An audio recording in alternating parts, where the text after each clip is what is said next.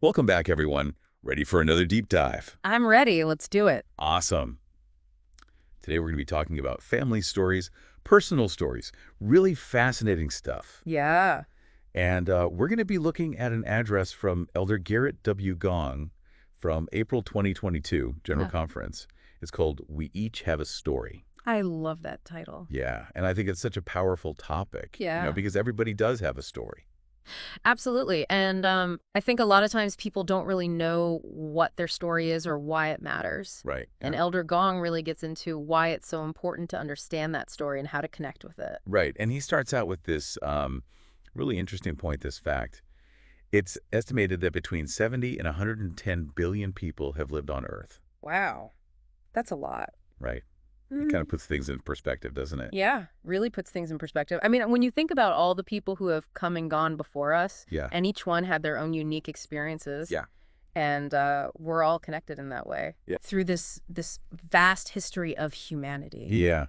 So within that huge number, Elder Gong emphasizes the absolute uniqueness of each individual, right? Yeah, and I love how he uses his own name, Gerrit Walter Gong, as an example. He's got this Dutch name, an American name, a Chinese name, all kind of wrapped up in one. Yeah. And it just reminds us that each of us, we carry a distinct identity and we have a story to tell Right. that nobody else can tell but us.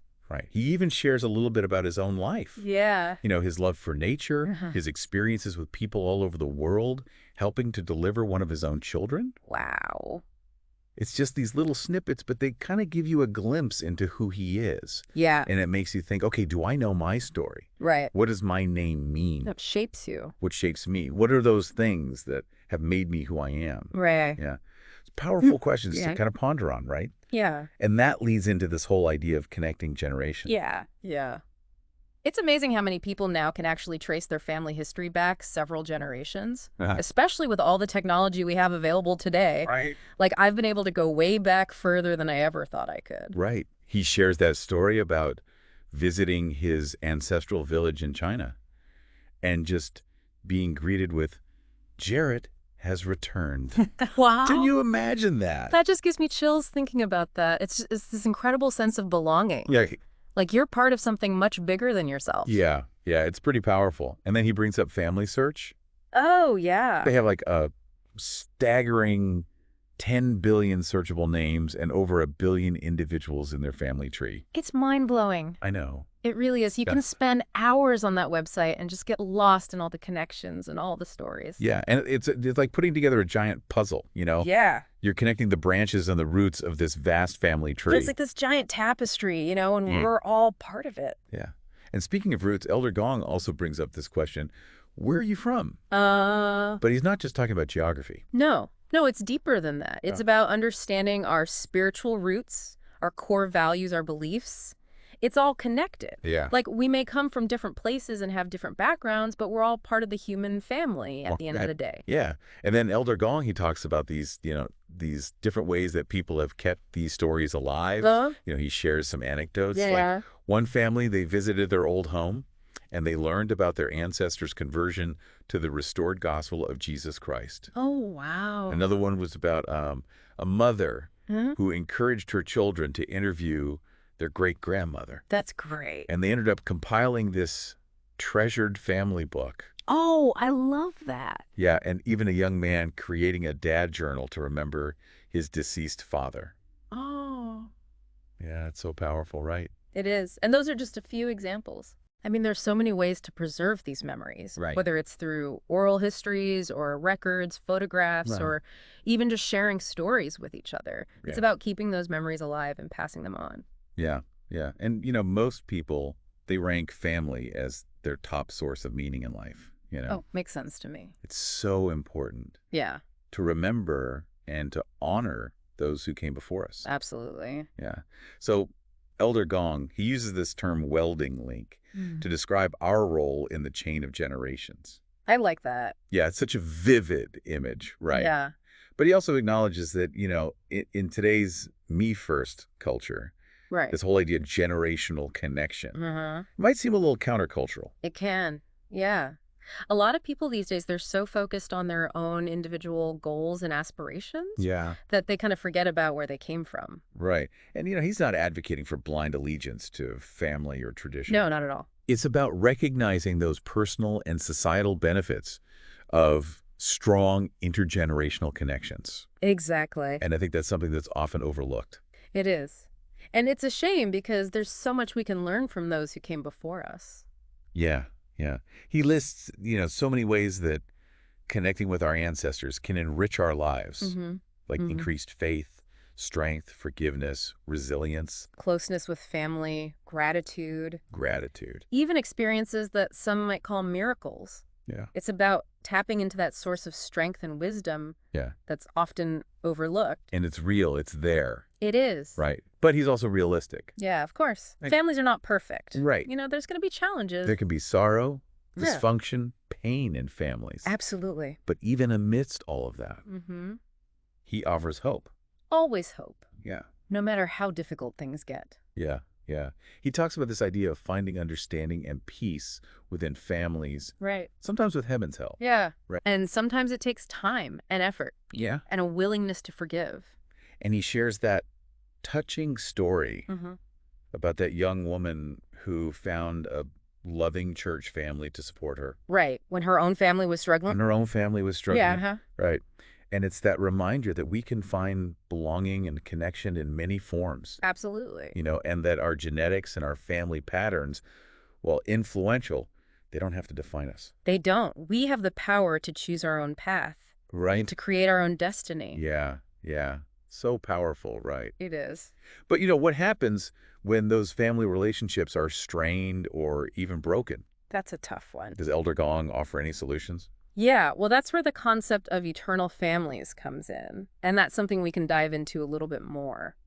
He does. Yeah. And it's a really beautiful concept. Mhm. He reminds us that God wants families to be together forever. Forever. Wow. And that through Christ's atonement, there's power to heal relationships and change individuals. It's about hope, isn't it? It really is. Even when things seem impossible. So where does temple service fit into all of this? Well, Elder Gong really emphasizes the importance of temples. He explains that through those sacred ceremonies, we can connect families across generations, making the Savior's atonement real for ourselves and our deceased loved ones. Past, present, and future all linked together. Exactly. It's a beautiful tapestry of connection, and he actually quotes Joseph Smith. Oh, really? What does he say? He talks about the eternal nature of family connections, how they extend beyond this life. That's powerful. Hmm. It really reinforces the idea that our stories, our journeys, still in progress. Full of possibilities. So after this deep dive into Elder Gong's message, what resonates most with you? For me, it's that powerful reminder that each of us has a unique and valuable story to discover and share. Yes. And by connecting with our ancestors, we tap into this wellspring of strength, wisdom, and belonging. It can truly enrich our lives. I couldn't agree more. It's about understanding that we're part of something much bigger than ourselves. A chain of generations stretching back into the past and forward into the future. And recognizing the power of faith and belief in healing relationships and building lasting connections. So how can we apply these principles in our own lives? What concrete steps can we take? Well, Elder Gong actually gives us 4 specific calls to action. And it all starts with that visualization exercise we discussed earlier, imagining ourselves reflected in those mirrors of eternity as both descendants and ancestors. Right. It helps us grasp the continuity of generations. I love that visual. Me too. And then he encourages us to move beyond visualization and gather those tangible pieces of family history. Photos, stories, names, experiences. It's about actively engaging with our heritage, both past and present, and remembering that it doesn't have to be this formal, structured process. Exactly. Remember Elder Gong's emphasis on both intentional and spontaneous connection. Right. Schedule time for research, absolutely, but also be present in those everyday moments with family. Yeah. Call your grandmother, have those meaningful conversations, capture those precious memories as they happen. It's about weaving together those threads of past, present, and future. Yes, and for those who want to dive deeper, Elder Gong points us toward those incredible resources available through FamilySearch.org and their mobile apps. It's amazing how technology has made family history so accessible these days. I know. You can discover connections you never knew existed, build out your family tree, and find records and stories that bring your ancestors to life. It's like opening a window to the past. It really is. And once we've made those connections, Elder Gong urges us to take that next step, uniting families eternally through temple work. For those of this faith, it's about performing these sacred ceremonies for their ancestors. It's seen as a beautiful act of service and love that transcends time and space. And Elder Gong reminds us that there are countless individuals who came before us waiting for these blessings. It's an invitation to participate in something truly profound, to become a link in that chain of generations, and to help fulfill that belief in the eternal nature of families. Yeah, it really is an invitation to something bigger than ourselves. Yeah. So as we wrap up this deep dive into Elder Gong's message, I just want to leave our listeners with this final thought. Okay. What story will you write in the grand narrative of your family?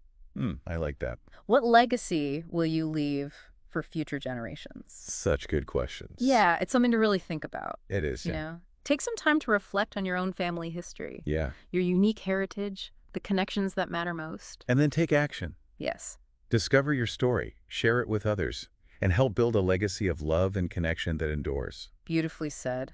Thanks for joining us on this incredible journey of discovery. Until next time, keep diving deep.